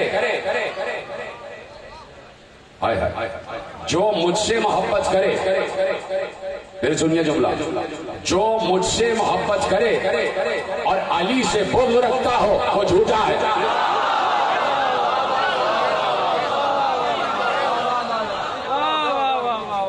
من زعم ان يحبني ويبغضك انه كذاب، جو یہ زعم کرتا ہے کہ وہ مجھ سے محبت کرتا ہے لیکن علی سے بغض رکھتا ہے تو وہ جھوٹا.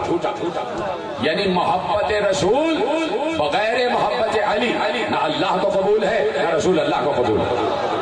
یہی معرفت کے ذرائع ہیں، یہی معرفت کے وسائل، انہی ذریعے سے معرفت اپنی آگے بڑھائی جا سکتی ہے. جتنی معرفت آگے بڑھے گی اتنی روحانیت میں اضافہ ہوگا.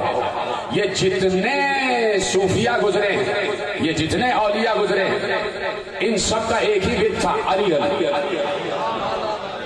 ان سب کا ایک ہی بت، علی علی. دم ہمدم علی علی، ساقی با وفا منم دم ہمدم علی علی، صوفی با صفا منم دم ہمدم علی علی، عاشق مرتضی منم دم ہمدم علی علی، مطرب خوشنوا منم دم ہمدم علی علی، شاہ شریعتم توئی پیر طریقتم توئی. دوسرا مصرع پڑھ دو، میرے موضوع میں آ رہا ہے. شاہ شریعتم توئی پیر طریقتم توئی حق بحقیقتم توئی دم ہمدم علی علی.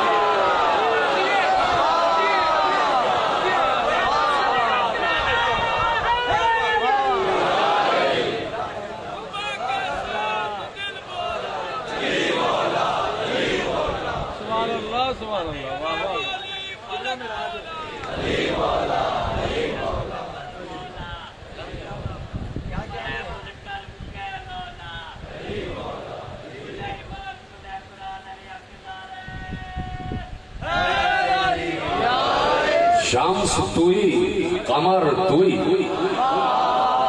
شمس توئی قمر توئی مالک پہرو پر توئی، شمس توئی قمر توئی مالک پہرو پر توئی. اب آگے کہہ رہے ہیں کہ شاہ تاجے سے لافتہ سرک، تاجے سے لافتہ سرک، تیرے سر پر لافتہ کا تاج ہے. آیا انما برت، تیرا لباس انما یرید اللہ ہے. سمجھ گئے بات؟ تاج سے لافتہ سرک، آیا انما برت، شمس غلام قم برت دم ہمدم علی علی. اب پتہ نہیں کون سے شمس کی بات کی ہے. یہ شمس جو ہے یہ قمر کا غلام ہے. پتہ نہیں کون سے شمس کی بات کی ہے اس وقت جو سورج کی اوٹ میں چھپا ہوا ہے، یہ قمر کا غلام ہے. تو غلام تو آقا کے اشارے پر ہی چلتا ہے. تو جو بھی ولی گزرا ہے، جو بھی صوفی گزرا ہے، اس کا شجرہ ولایت جب تک علی سے جا کے نہ ملے وہ ولی نہیں کہلاتا۔ شجرہ ولایت علی سے جا کے ملنا چاہیے، تب جا کے وہ ولی کہلاتا ہے۔ اس لیے میں کہتا ہوں کہ روحانیت و نورانیت میں اضافہ ضروری ہے کہ ورد علی کیا جائے، اس لیے کہ علی اسم اعظم، نعت علی اسم اعظم، اسم اعظم ہے۔ تو اب یہاں پر جو بیٹھے ہو نام حسین لے رہے ہو، تو نام حسین اپنی جگہ اسم اعظم ہے، نام حسین اپنی جگہ اس میں اعظم ہے۔ میں کہہ چکا کہ آہ کرنا بدعت و شرک نہیں ہے۔ پہلی تقریر میں نے عرض کیا کہ آہ اللہ کا نام ہے، آہ اللہ کا نام ہے۔ ان آہ اسم من اسماء اللہ، میرے چھٹے امام کی حدیث ہے کہ بے شک آہ جو ہے وہ اللہ کے ناموں میں سے ایک نام ہے۔ تو ہمیں آہ سے روکا نہ کرو، ہم جب آہ کہیں تو ہمیں روکا نہ کرو، اس لیے کہ کوئی ہمیں آہ کرنے سے روکتا ہے تو اس کا مطلب ہے کہ وہ ہمیں اللہ کہنے سے روکتا ہے۔ کہ جو ہم غم حسین میں آہ بھرتے ہیں یہ اصل میں اللہ کو پکار رہے ہیں، اللہ کو پکار رہے ہیں۔ میرے عزیزو، 4 محرم میں ہم داخل ہو گئے، 4 محرم میں ہم داخل ہو گئے۔ آج ہی کسی وقت سن 61 ہجری میں، آج کی تاریخ میں کسی وقت حسین کے خیمے دریا سے ہٹا دیے، خیمہ حسینی دریا سے ہٹا دیے۔ 4 محرم خیمہ حسینی دریا سے ہٹا دیے گئے۔ اب دور خیمہ گاہ بسی ہوئی ہے اور دور ہے فرات، جاتے ہیں پانی لے کر آ جاتے ہیں، جاتے ہیں پانی لے کر آ جاتے ہیں۔ لیکن 7 محرم کو قیامت ہو جائے گی کہ پانی بھی بند ہو جائے، پانی دینا بند ہو جائے گا۔ پیاسے گئے ہیں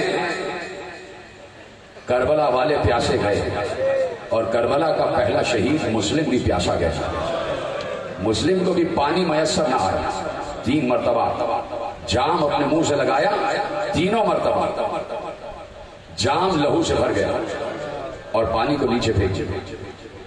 میں نے کل عرض کیا کہ بام پر کھڑے ہو کر اہل کوفہ کو مخاطب کر کے کہا، اے اہل کوفہ، تمہاری گودیوں میں بچے نظر آ رہے ہیں، میرے بھی 2 بچے میرے ساتھ آئے تھے، وہ کہیں کھو گئے ہیں، اگر مل جائیں تو انہیں مدینے کا راستہ بتا دیں، اجرکم اللہ۔ 7 اور 8 برس کے محمد اور ابراہیم، بڑے کا نام محمد، چھوٹے کا نام ابراہیم، دونوں کے چھوٹے چھوٹے روزے آج بھی مسیب میں بنے ہوئے ہیں، مسیب میں روزے بنے ہوئے ہیں۔ کہاں مدینہ کہاں عراق، کہاں مدینہ کہاں مسیب، کہاں کا مسافر کہاں رہ گیا، کہاں کے بچے کہاں آ کے دفن ہوئے، کدھر کے بچے اور زمین کہاں ملی۔ جب جاتا ہوں میں روزے پہ تو کلیجہ پھٹ جاتا ہے 2 ننھے ننھے گنبدوں کو دیکھ کر کہ آل محمد کے بچے یہاں پر آرام کر رہے ہیں، اور وہاں پہنچ کر میرا دل کہتا ہے کہ مسلم ضرور کہتے ہوں گے کہ تم میرے بچوں کی قبر پر آئے، تمہارا شکریہ، تمہارا شکریہ، تم میرے لاڈلوں کی قبر پر آ گئے، تمہارا شکریہ۔ اتنے کم سن، اتنے حسین بچے، آل محمد کا حسن مشہور ہے، دونوں بچے لکھا ہوا ہے روایتوں میں 1 سال تک قید رہے، 1 سال تک قید رہے، نہ ماں کی خبر ہے نہ باپ کی خبر ہے، نہ ماں کو جانتے ہیں نہ باپ کو کہ کہاں پر ہیں، انہیں یہ بھی نہیں پتا کہ ماں باپ کو ہماری خبر ہے یا نہیں۔ اور دوسرا جملہ سنو گے، بچوں کو یہ بھی نہیں معلوم کہ جس قید خانے میں وہ قید تھے اسی کے سامنے جو گلی جا رہی تھی اس میں مسلم کا لاشا گھسیٹ کے لے جایا جا رہا تھا، اس میں ان کے بابا کا لاشا گھسیٹا جا رہا تھا، ام ہانی کا لاشا گھسیٹا جا رہا تھا۔ بچوں کو خبر ہی نہیں کہ بابا اس دنیا سے چلے گئے۔ ایک شب آئی تو چھوٹے نے بڑے سے کہا، ذرا محسوس کرنا، تھوڑا محسوس کرنا جو میں کہنے جا رہا ہوں۔ ایک شب آئی، بہت دن گزر گئے، تم بھی تو کبھی بچے رہے ہوگے نا، ماں سے کتنی محبت ہوتی ہے بچوں کو، باپ کے ساتھ جتنا بھی رہیں، لیکن بچے چاہتے ہیں کہ شب ماں کے ساتھ گزارے، ماں کے ساتھ شب گزارے، رات میں ماں کے ساتھ ہی رہیں، جہاں بھی جائیں 2-3 دن جائیں اور پھر ماں کی یاد آنا شروع ہو جاتی ہے۔ چھوٹے نے آخر بڑے سے کہا، بھیا بھیا آج اماں بہت یاد آ رہی ہے، آج اماں بہت یاد آ رہی ہے۔ کیا گزری ہے بچوں پر، یہ دونوں بچے ہی جانتے ہیں. آج اماں بہت یاد آ رہی. بڑے نے چھوٹے کو سینے سے لگا لیا. کتنا بڑا بچہ, بڑا بھی کتنا بڑا تھا, 1 سال ہی تو بڑا تھا, دونوں برابر ہی کے تو تھے, لیکن بڑے نے چھوٹے کو کلیجے سے لگا لیا. کہا دیکھو آج یہ دربان آئے گا تو میں ہمت کر کے اس سے بات کروں گا, شاید اس کے دل میں رحم آ جائے. دربان آیا, بچوں کے لیے کھانا لے کر آیا. بچوں نے کہا کھانا تو ہم کھا لیں گے, لیکن ہم تم سے کچھ بات کرنا چاہتے ہیں. میں مسلمانوں سے ایک سوال کرنا چاہتا ہوں, ان 2 ننھے بچوں کو 1 سال کیوں قید رکھا گیا؟ کون لوگ تھے کہ جنہوں نے بچوں پر بھی ظلم ڈھایا ہے؟ ان میں اندر شیطان نے حلول کیا ہوا تھا. مسلمان حکومت تھی اور یہ نبی کے گھر کے بچے تھے. شرم نہیں آ رہی تھی مسلمانوں کو کہ نبی کے گھر کے بچوں کو قید کیا ہوا تھا, اور بچے بھی اتنے معصوم, اتنے حسین بچے, بے قصور بچے. قصور کیا تھا بچوں کا؟ کہا کہ ہم تم سے کچھ بات کرنا چاہتے ہیں. کہاں سناؤ کیا بات ہے؟ کہا کہ تم رسول اللہ کو مانتے ہو؟ کہا کیوں نہیں مانتا, میں مسلمان ہوں. کہا کہ تم علی ابن ابی طالب کو مانتے ہو؟ کہا میں ان کو مولا مانتا ہوں. کہا تم حسین ابن علی کو مانتے ہو؟ کہا وہ میرے آقا ہیں. اب بچوں میں ہمت پیدا ہوئی. کہا اچھا تم ہمیں جانتے ہو؟ کہا نہیں, تم بتاؤ کون ہو؟ کہا ہم اسی حسین کے سفیر مسلم کے بچے ہیں. اجرکم اللہ, ہم حسین کے سفیر مسلم کے بچے ہیں. جیسے ہی دربان نے سنا, روایت نے لکھا, یقین کرنا دربان ان دونوں بچوں کے قدموں پر سر رکھ کر گر گئے. دونوں بچوں کے قدم چومنے لگا اور ایک بار ہاتھ جوڑ کر کہا بچوں مجھے معاف کر دینا, مجھے معلوم نہیں تھا, مجھے بتایا نہیں گیا تھا کہ تم کون ہو. اور دیکھو کوشش کرنا کہ محشر میں میری شکایت نہ کرنا.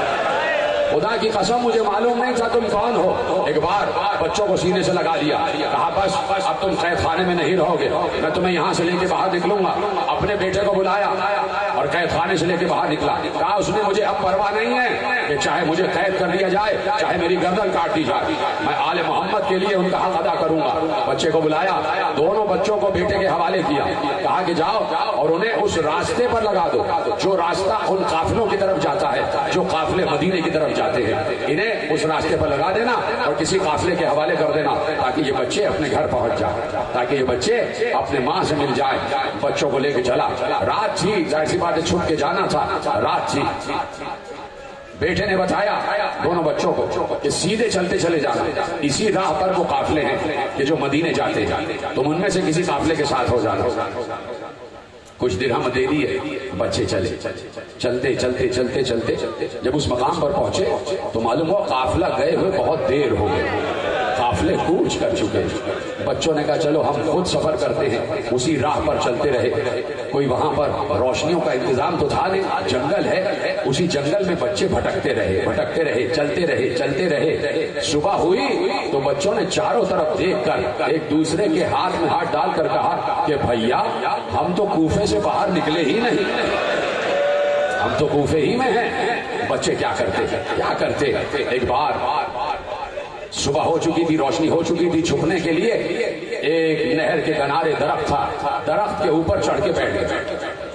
ایک کہیں سے کنیز آئی, پانی بھر رہی تھی. اس نے دریا کی سطح پر, پانی کی سطح پر 2 ننھے بچوں کا عکس دیکھا. درخت سے دونوں کے عکس نظر آ رہے تھے. اس نے آسمان کی طرف, درخت کی طرف نگاہ اٹھا کے دیکھا 2 ننھے بچے درخت پر بیٹھے ہوئے تھے. اس کنیز نے بڑے ہی لطافت کے انداز میں, بڑی محبت کے انداز میں کہا بچوں گر جاؤ گے, چوٹ لگ جائے گی, نیچے آ جاؤ. بہت دنوں بعد جب کسی خاتون کا محبت بھرا لہجہ سنا, ہاں روتے رہو. ابھی دونوں بچوں کی شبیہ تابوت برآمد ہونے والی ہے. جب بہت دنوں بعد کسی خاتون کا محبت بھرا لہجہ سنا تو دونوں بچے آہستہ نیچے آ گئے. اس کنیز نے دونوں کے سروں پر ہاتھ رکھا. کون ہو؟ سمجھ گئے یہ کنیز بڑی رحم دل ہے. کہا کہ بتا دیں گے تو ہم پر ظلم تو نہیں کرو گی؟ کہا نہیں, میں وعدہ کرتی ہوں. کہا ہم مسلم ابن عقیل کے بیٹے ہیں, سفیر حسین ہیں, 1 سال ہو گیا قید میں ہیں, اپنے بابا سے بچھڑ چکے ہیں. کنیز پہچان گئی. کنیز نے کہا بچوں میرے ساتھ چلو, میری مالکہ مومنہ ہے, وہ آل محمد کی چاہنے والی ہے, وہ تمہاری دیکھ بھال کرے گی.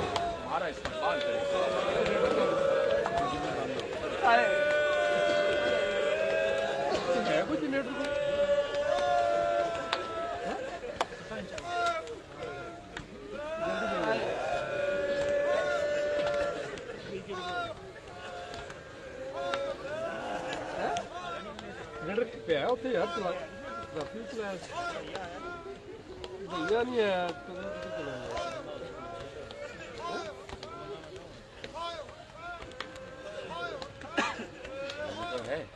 ہے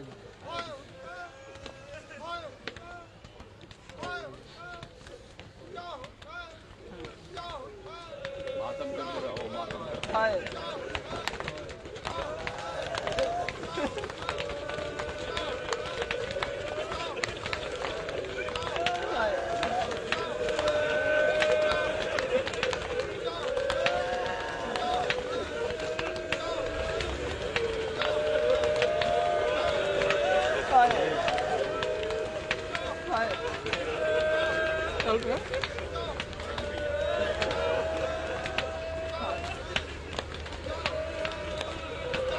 آجا آجا جلدی آجا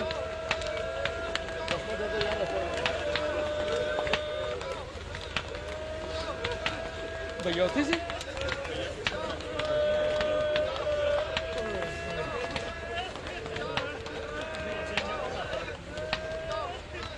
کتوں کرنا چاہیے جانا ٹائم کرنا یار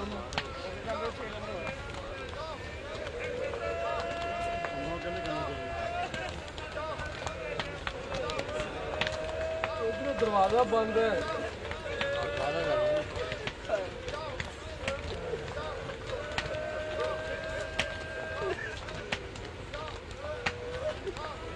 چینج اوور نہیں ہوتا چلتا تو چلتا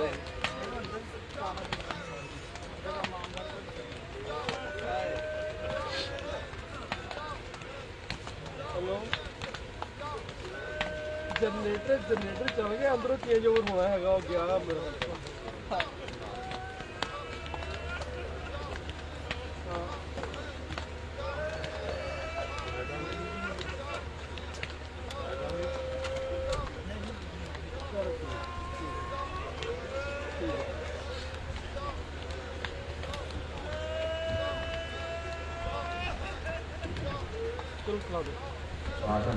ماتم کرتے آؤ یقین کرو تمہارا یہ خاموش ماتم دونوں بچوں کی ماں کو کتنا خوش کر رہا ہوگا.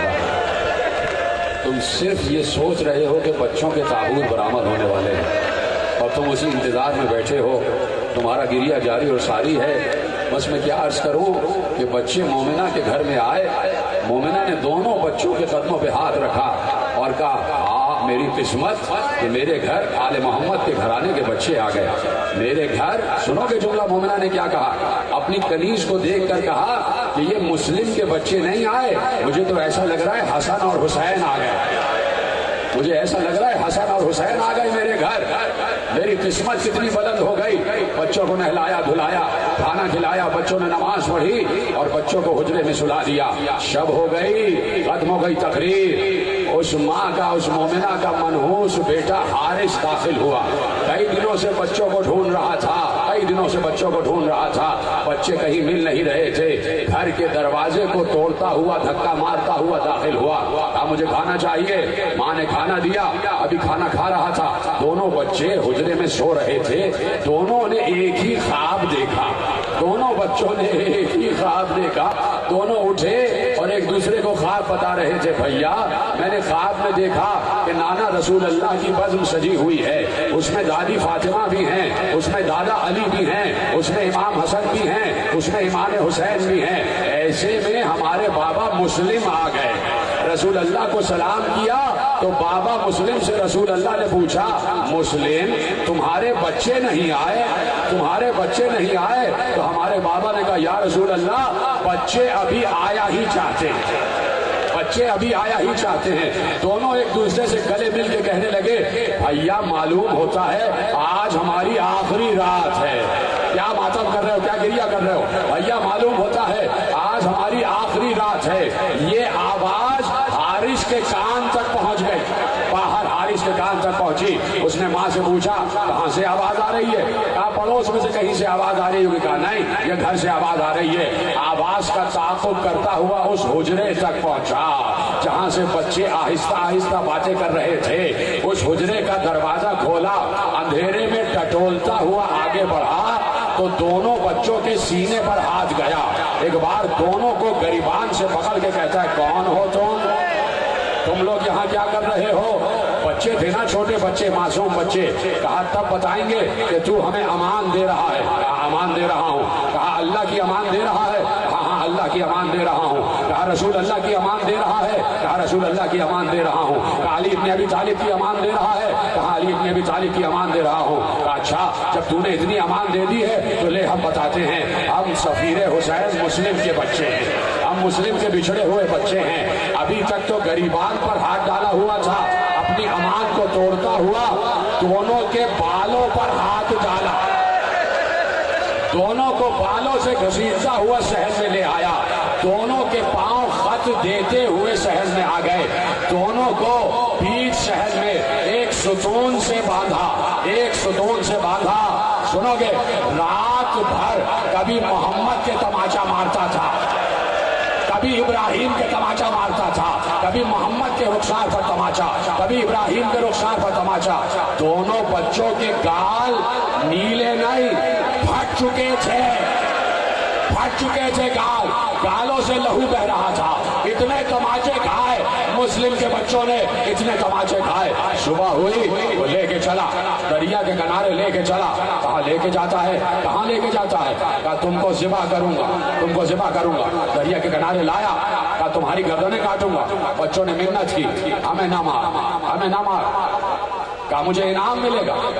کہا تو ہمیں ہمارے وطن پہنچا دے، ہم اس سے زیادہ تجھے انعام دلوائیں گے.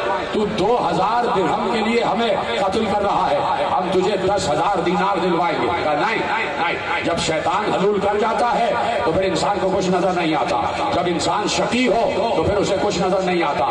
صرف 2000 درہم کی خاطر، صرف 2000 دینار بھی نہیں، 2000 درہم کی خاطر کہا میں تمہیں قتل کروں گا. اچھا کہا چل تو ہمیں ہمارے بال کاٹ دے، ہمیں غلاموں کے دربار میں لے جا کے بھیج دے، وہاں تجھے ہماری زیادہ قیمت مل جائے گی. کہا نہیں، میں تمہیں حاکم کے پاس تمہارے کٹے ہوئے سر لے جاؤں گا، اس سے مجھے انعام چاہیے. کہا اچھا ہمیں مار کے نہ لے جا، ہمیں زندہ لے جا دربار میں، ہمیں زندہ لے جا. کہا نہیں زندہ بھی نہیں لے جاؤں گا، ایسا نہ ہو راستے میں تمہیں کوئی مجھ سے چھین لے اور وہ انعام کا حقدار ہو جائے، میں تمہارے گردنوں کو کاٹوں گا. جب بہت منت کی اور ظالم کو رحم نہ آیا، کہا اچھا ایک آخری خواہش تو پوری کرنے دے، ہمیں 2 رکعت نماز پڑھنے دے، ہمیں 2 رکعت نماز پڑھنے دے. بچوں نے نماز پڑھی، نماز ختم ہوئی، قاتل آگے بڑھا، محمد کا گریبان پکڑا، محمد کے گلے پر ہاتھ ڈالا. محمد کو ذبح کرنے کے لیے لٹایا ہی تھا کہ ابراہیم نے بھائی کے گلے پر گلا رکھ کر کہا میرے سامنے میرے بھائی کو ذبح نہ کر، میرے سامنے کیا ماتم کر رہے ہو، خدا تمہیں کوئی غم نہ دے سوا غم حسین کے، میرے سامنے میرے بھائی کو ذبح نہ کر. ایک بار ابراہیم کو دور پھینکا، ابراہیم کو دور پھینکا، بچے کو لٹایا، چھری چلائی، بچے کا گلا کٹا، خون کا فوارہ تھا جو رگوں سے برآمد ہو رہا تھا.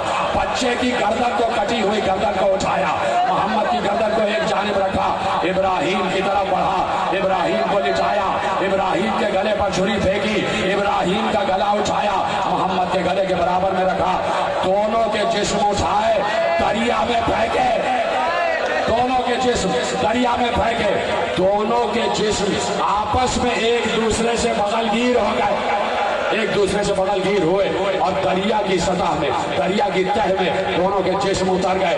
ادھر سے اس نے دونوں کے سروں کو اٹھایا، دونوں کے سروں کو اٹھایا، بالوں سے پکڑ کر اٹھایا، دونوں کے سروں کو بالوں سے پکڑ کر اٹھایا اور لے کے چلا ابن زیاد جیسے ظالم کے دربار میں. ابن زیاد ظلم میں مشہور ہے، ابن زیاد شقاوت میں مشہور ہے. دونوں بچوں کو سروں کو پکڑ کے ابن زیاد کے دربار میں لایا. جیسے ہی دربار میں بچوں کے کٹے ہوئے سر لایا، ابن زیاد جیسا شقی ایک بار تخت سے کھڑے ہو کے کہتا ہے او ظالم، کس ماں کی گود اجاڑ کے لے آیا، کس ماں کی گود اجاڑ کے لے آیا. دیکھو تمہارا ماتم نہ رکے، تمہارا گریا نہ رکے، کس ماں کی گود اجاڑ کر لے آیا. کہا یہ مسلم کے بچے ہیں، یہ مسلم کے بچے ہیں. کہا اچھا یہ مسلم کے بچے ہیں، یہ گرفتار ہونے سے پہلے جب میرے دربار میں آئے تھے تو ان کے چہروں کا حال ایسا تو نہیں تھا، جیسا اب حال ہے. ان کے رخسار زخمی ہو چکے ہیں, ان کے بالوں پر خون ہے, ان کے چہروں پر خون ہے. سنو گے؟ ایک بار اس نے کہا اس کو پکڑو. میں نے کہا تھا مجھے زندہ بچے چاہیے, اس نے میرے حکم کی خلاف ورزی کی ہے, حارث کو گرفتار کیا گیا. کہا کوئی ہے جو ان بچوں کے سروں کو دھو کر لے آئے, ان بچوں کے سروں کو دھو کر لے آئے. ایک غلام آگے بڑھا, اس نے کہا میں اپنے گھر لے جاتا ہوں. وہ غلام بھی محب آل محمد تھا, اس کی بیوی بھی محب آل محمد تھی. غلام دونوں بچوں کے سروں کو اپنے گھر لے کر گیا. زوجہ سے کہا ان کو دھلا دو, ان کا چہرہ صاف کر دو. کیا گریہ کر رہے ہو؟ تمہارے چہرے دیکھ دیکھ کر مجھے بھی رونا آ رہا ہے. جب مجھ جیسا چھوٹا سا ذاکر تمہیں دعائیں دے رہا ہے تو سوچو مادر حسین کتنی دعائیں دے رہی ہوگی, روح زہرا کتنی دعائیں دے رہی ہوگی. تمہارا گریہ, تم تھکنا نہیں. ہائے حسین کہتے جانا, ہائے محمد, ہائے ابراہیم, ہائے مسلم کہتے جانا. دونوں کے چہرے دھلا دی جا رہی تھی. سنو گے جملہ؟ وہ خاتون دونوں کے چہرے دھلا دی جا رہی تھی اور یہ کہتی جا رہی تھی اے کاش تمہارے مرنے سے پہلے تمہاری ماں مر گئی ہو, خدا کرے تمہاری ماں مر گئی ہو. کیا گزرے گی تمہاری ماں پر اگر تمہیں اس عالم میں دیکھ لیا. سر دھو کر لائے گئے, دربار میں سر آ گئے. ایک بار دربار میں سر آئے. ایک بار حارث کو بھیجا, کہا اسے گرفتار کر کے لے جاؤ, اور اس نے حکم کی خلاف ورزی کی ہے, اسے دریا کے کنارے وہی لے جاؤ کہ جہاں اس نے بچوں کو ذبح کیا ہے. آخری جملہ کہنے جا رہا ہوں. حارث ملعون کو لے کر وہیں گئے, دیکھا ایک خون کی دھار ہے جو دریا سے ایک مقام تک آ رہی ہے. کچھ لوگوں نے دیکھا کہ زمین پر کچھ نشانات بنے ہوئے ہیں, بس تابوت لے آنا, ماتم کرو. زمین پر کچھ نشانات بنے ہوئے ہیں. پوچھا یہ نشان کیسے ہیں؟ کہاں بچے تڑپ رہے تھے یا ان کے پاؤں کے نشانات.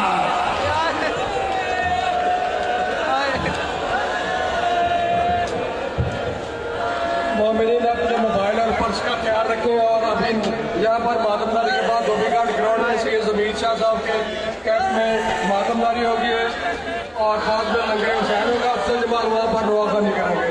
یا اس ایک منٹ قبلہ رو آ گئے.